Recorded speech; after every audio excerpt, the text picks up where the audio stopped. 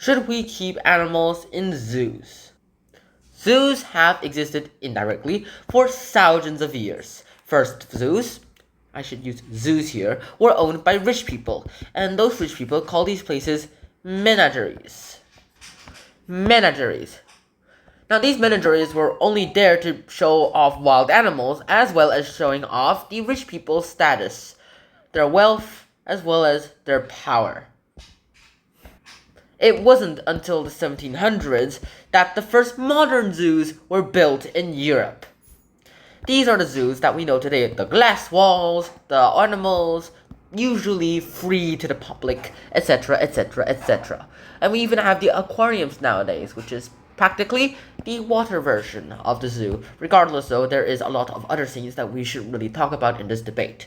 Over time, though, people started talking and speaking out against all these animal rights. And animal rights do exist. There are groups of anti-abusing of animal rights things, such as Peoples for the Ethical Treatment of Animals, or also known as PETA.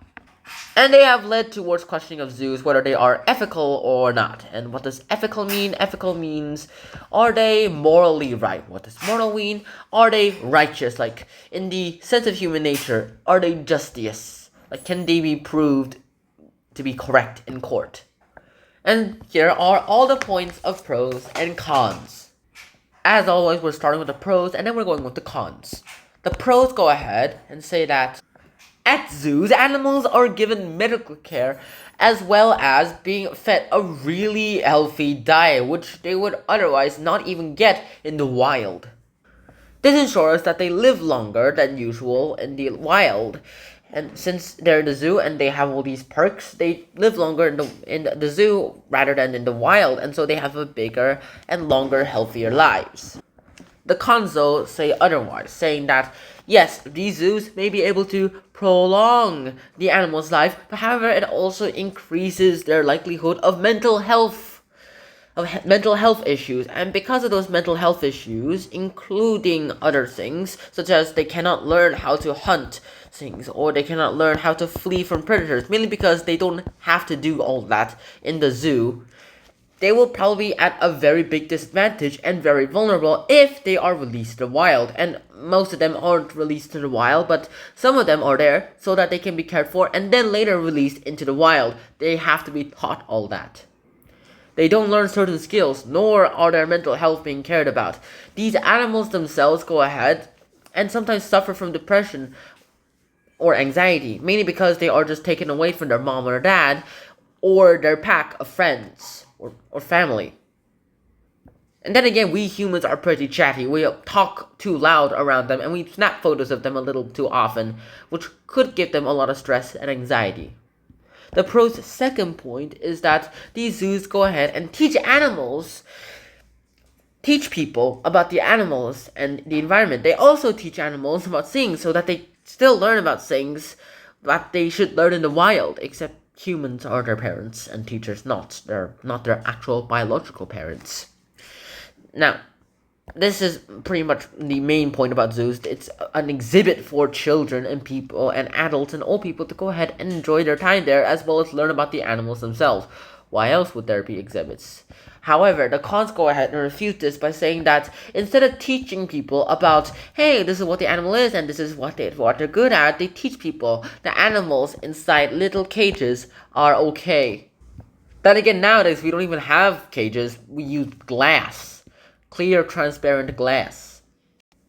Which can sometimes even confuse the poor people, as well as the poor animals. And then finally, the pros go ahead and tell us that these people are there, these zoos are there, and they will save us from the endangered animals. They can save endangered animals, like the bald eagle. The bald eagle was an endangered animal until, well, zoos took it in, started breeding programs that let its numbers rise upwards to, well, pre-hunting levels, nearly pre-hunting levels, and so they could go ahead and live on that too. They can return to the wild and start distributing themselves around the land. And then finally, for the cons team, we go ahead and learn about things too. The zoos themselves, they say, do not keep the animals, well, free and learning things. They keep them captive, restricted, inside unnatural habitats. They do not live in those places sometimes, and almost none of them actually do. And since they're kept in captive, no wonder they have sometimes low mental health conditions, as well as having lots and lots of depression. Now, in my own personal opinion, I think zoos are good places. Like, we should keep these animals in zoos. Just make sure that how they are treated and handled is in a specific way. At zoos, animals are given medical care, yes, and they are also fed healthy. As a cat owner, and a very proud cat owner myself, I really like having my pets or animals, whether they're in the zoo or at people's homes or ranches, to be alive as much as possible. And if they're alive for the longest time ever, well, I enjoy that very much.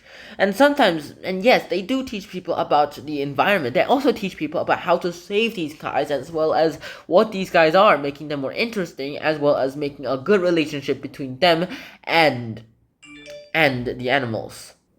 And since they're also saving endangered animals, they're also lowering the extinction rate drastically. And that's why I think animals should be kept inside zoos. Yes, sometimes they will need time to roam around, and if they are going to be released later on, like back into the wild, well then they will need to be taught certain things before they are.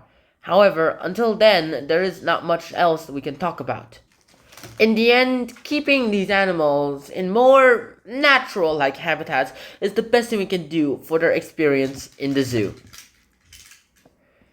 And so, until then, we will have to keep these animals within public spaces.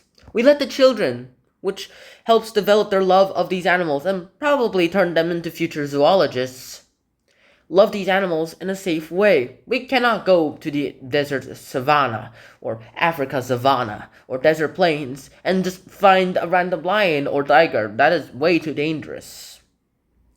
Instead, we can let them do this and meet these animals in a safe and enclosed place, where they can learn about them as well too. Yes, some people will not learn about things, but it's the experience that counts. And if you learn something new in that experience, you just hit the nail on the head. So that's it. That's this debate. Should we keep animals in zoos? Tell me your opinions in the comments down below. Until then, Shana, peace. Bye bye.